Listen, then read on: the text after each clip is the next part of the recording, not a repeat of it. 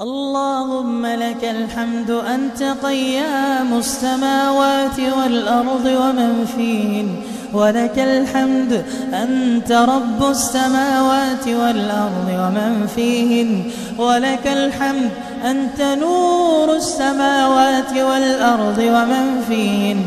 أنت الحق وقولك حق ولقاؤك حق والجنة حق والنار حق والساعة حق والنبيون حق ومحمد صلى الله عليه وسلم حق.